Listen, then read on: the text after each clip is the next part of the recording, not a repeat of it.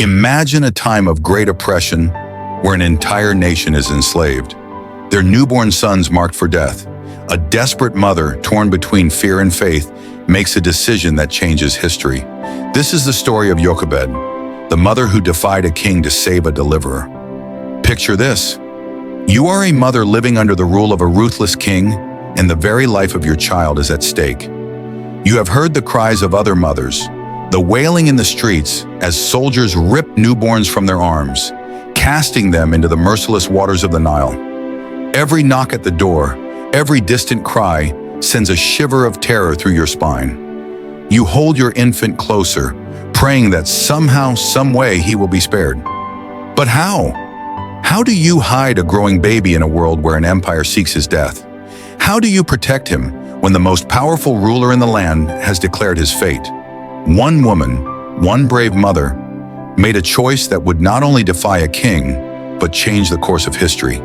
This is her story, the story of faith in the face of fear, the story of love in the face of death, the story of Jochebed and her son, Moses. Our story begins in Egypt, a land of wealth and power, but also of tyranny and suffering. The Israelites, once welcomed as honored guests during the time of Joseph, have grown in number. Their presence, instead of being a testament to God's blessing, is now seen as a threat by Pharaoh. Fear grips his heart. What if these Hebrews rise against us? What if they join our enemies in war? What if they become stronger than us? His fear breeds cruelty, and in an effort to control them, he shackles the Israelites in bitter slavery. The crack of the whip echoes through the fields. The groans of exhausted workers fill the air, and the once proud people of Israel are now crushed under the weight of Egyptian oppression. Day after day, their labor intensifies, building Pharaoh's cities, erecting his monuments, and toiling under the unforgiving sun. But despite their suffering, they continue to multiply. This enrages Pharaoh. The more he oppresses them, the stronger they seem to become. His frustration festers into paranoia, and soon his fear turns into an unspeakable command. He calls the Hebrew midwives, Shiphrah and Puah, before him. When you help the Hebrew women give birth, if it is a boy, kill him. If it is a girl, let her live. But the midwives, fearing God more than Pharaoh, refuse to carry out this wicked order. When questioned, they cleverly respond that the Hebrew women are strong and give birth before they even arrive. God blesses them for their courage, but Pharaoh is not done.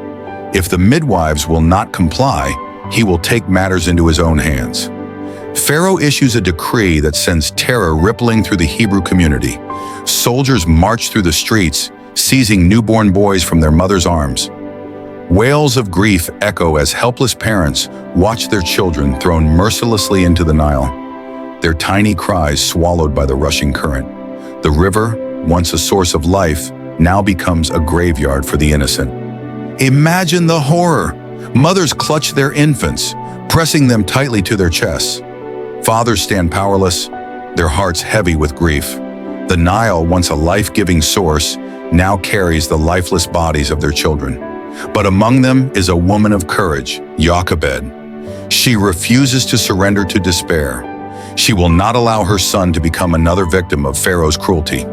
Jochebed holds her son close, his tiny fingers curling around hers. She knows she cannot keep him hidden forever. Each day his cries grow louder, his movements stronger. The walls that once felt safe now feel like a prison, closing in on them. What if the soldiers hear? What if a neighbor out of fear betrays them? The risk is too great. Then, in a moment of divine inspiration, an idea forms in her mind. A plan as daring as it is desperate. She gathers reeds from the riverbank, her fingers weaving each strand together with care. This will not be an ordinary basket. It must be strong. It must be waterproof. It must hold the most precious cargo of all. She seals it with tar and pitch, ensuring that no water seeps in. As she finishes, her heart pounds. This is her last chance, her final act of faith. She swaddles her son one last time, kissing his forehead, whispering a prayer only God can hear. Lord, protect him. Guide him where I cannot. With trembling hands, she places him in the basket and steps toward the river. Miriam, her young daughter, follows closely behind. The Nile, once a river of death, may now become a river of salvation. She kneels at the water's edge, her breath catching as she sets the basket afloat. The current takes hold, carrying it away, carrying her heart with it. She watches until she can see it no longer. Then she turns, tears in her eyes, and walks away. But not all hope is lost. Miriam, wise beyond her years, stays behind, hiding among the reeds. She watches as the basket drifts, waiting, praying, hoping. What will become of her baby brother? The basket drifts downstream, tiny ark drifts down the river, carried by the currents of destiny. Who should find it but Pharaoh's own daughter? Intrigued, she opens it, and at that moment, the baby's cry pierces the air. The reeds whisper against its sides as it sways, the sunlight flickering on the water's surface. And then, footsteps approach. It is Pharaoh's own daughter, the Egyptian princess, coming to bathe by the riverbank. Suddenly, she notices the peculiar basket caught among the reeds. Curiosity piqued, she orders her maid to fetch it. As she opens the lid, the baby's cry pierces the air. Moved with compassion, the princess lifts the child from the waters. She decides to raise him as her own. But here's the twist. Jochebed's daughter, Miriam, has been watching from the shadows. She seizes the moment and approaches the princess. In that moment, something stirs within her heart. Compassion, love. Defying her father's orders, she decides, "This child shall be mine." But nearby, hiding among the reeds, is young Miriam. She has been watching, waiting for the right moment. With courage beyond her years, she steps forward. "Shall I find a Hebrew woman to nurse the baby for you?"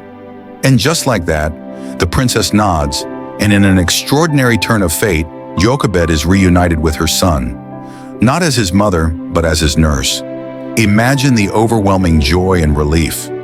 She gets to hold him, to love him, and to whisper into his ears the stories of his people, his God, and is to whisper into his ears the stories of his people, his God, and his destiny.